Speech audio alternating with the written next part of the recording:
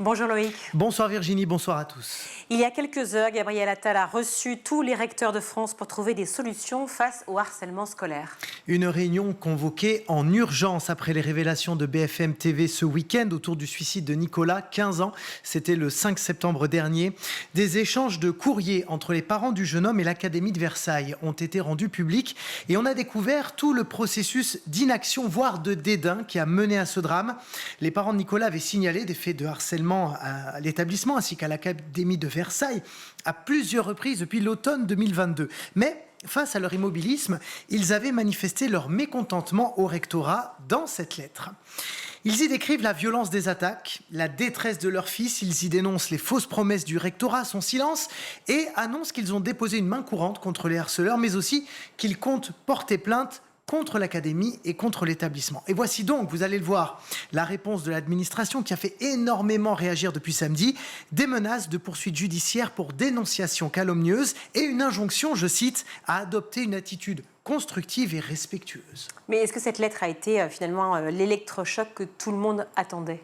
En tout cas, elle prouve noir sur blanc combien une institution peut parfois être froide et insensible à la détresse des parents et des enfants. Et c'est pour cette raison que Gabriel Attal a annoncé tout à l'heure le lancement d'un grand audit sur le harcèlement dans toutes les académies de France. Et pour Olivier Véran sur RTL hier, il y aura un avant et un après Nicolas. Je crois que ce qui s'est passé est aussi une page que nous tournons dans l'histoire administrative de notre pays et qu'il faut répondre avec humanité et prendre en charge avec le plus grand sérieux et la plus grande urgence les situations de détresse des gens. Nous avons tous honte et personne ne peut considérer, personne ne peut rester de marbre face à une lettre pareille. Moi je vous le dis, j'ai 2 enfants scolarisés, je ne mélange certainement pas les deux, mais je le dis aussi en tant que parent, quand on reçoit ce type de lettre, le niveau de colère, de détresse qu'on doit ressentir est énorme. Donc moi Gabriel Attal a dit les choses hier, il va agir très efficacement, il déclenche un audit. Alors néanmoins, Loïc, cette réunion avec Gabriel Attal, avec les recteurs, laisse un goût amer.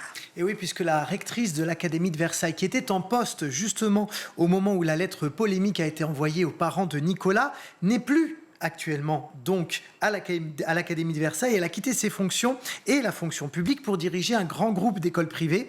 Beaucoup se demandent donc de quelle manière elle pourra répondre de ses choix et décisions dans le cas de Nicolas. Et c'est d'ailleurs le cri du cœur de l'avocat Charles Consigny ce matin sur RMC. Il propose que la responsabilité personnelle des fonctionnaires soit engagée dans des cas graves comme celui de Nicolas. D'ailleurs, j'enjoins le jeune Attal à prendre les mesures qui s'imposent en virant des gens. En l'occurrence, la rectrice en question, elle est déjà partie. Je pense qu'il faut la poursuivre quand même. On peut Oui, bien sûr, elle a commis une faute. On peut considérer que c'est une faute d'imprudence, un manquement à ses obligations. Donc, je pense que ça remettra en cause sa carrière. Je pense qu'elle doit être poursuivie. Elle gagnerait d'ailleurs à être poursuivie tant par les parents que par son ancienne administration. Ce matin, la mère de Nicolas a d'ailleurs annoncé qu'elle ne savait pas encore si elle allait porter plainte ou non. Elle a précisé vouloir attendre les résultats de l'enquête. Et nouvelle preuve de ces pressions de l'administration sur les lanceurs d'alerte, on a appris également cet après-midi que l'association La Voix de l'Enfant, qui agit pour l'écoute et la défense des plus jeunes, avait reçu des courriers de réprimande de la part de différents rectorats pour avoir trop émis de signalements concernant des faits supposés de harcèlement scolaire. Une antenne locale de l'association a même perdu son agrément pour cette raison-là. C'est justement parce que beaucoup ne croient plus en l'institution que des initiatives personnelles se mettent en place. Oui, je voulais vous faire écouter l'appel d'Hugo Martinez. C'était ce matin sur RTL.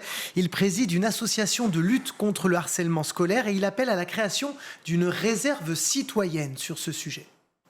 Je lance un appel à toutes les personnes qui ont du temps à passer, des anciens professionnels de la santé, de l'éducation nationale, qui ont du temps à passer, qui ont du temps à accompagner ces jeunes.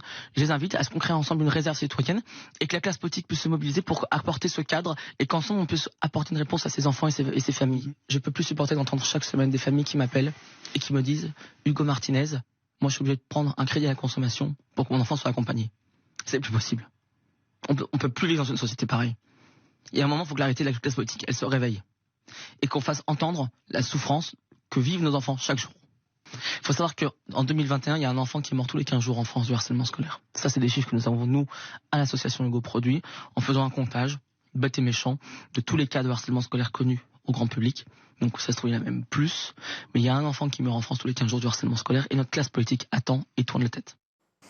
Des chiffres effrayants, en effet. Une dernière information sur ce front du harcèlement. C'est une première en France. Une famille vient de porter plainte contre TikTok pour provocation au suicide. Il y a 2 ans, Marie, 15 ans, se donnait la mort. Elle était victime de harcèlement scolaire à cause de son poids. Et selon ses parents, son mal-être a été amplifié par l'algorithme de TikTok. En fait, quelques semaines avant son suicide, Marie avait publié une vidéo pour parler justement de ce qu'elle vivait. Et le réseau social lui a poussé un certain nombre de vidéos de contenu en masse sur le même thème. Et selon l'avocate de la famille, il est clair que la jeune femme allait mal et que les vidéos sur le harcèlement et sur le suicide qui lui ont été proposés par la plateforme ont contribué à son passage à l'acte. On termine avec ce chef d'établissement qui cherche des remplaçants parmi les parents d'élèves. Oui, dans ce collège de Gironde, 4 postes n'ont pas été pourvus à la rentrée et le rectorat ne trouve pas de candidat. Du coup, le principal a fait appel au réseau des 400 parents d'élèves de son établissement dans une lettre. Je le cite, « Afin de fournir des solutions de déblocage, je fais appel à vous pour me communiquer des CV d'éventuelles connaissances prêtes à s'engager dans le métier du professorat. » Et figurez-vous que la technique a déjà fonctionné l'an dernier. C'est par le bouche à oreille entre parents du collège, et bien que l'établissement avait pu recruter un professeur d'art plastique et une enseignante en anglais.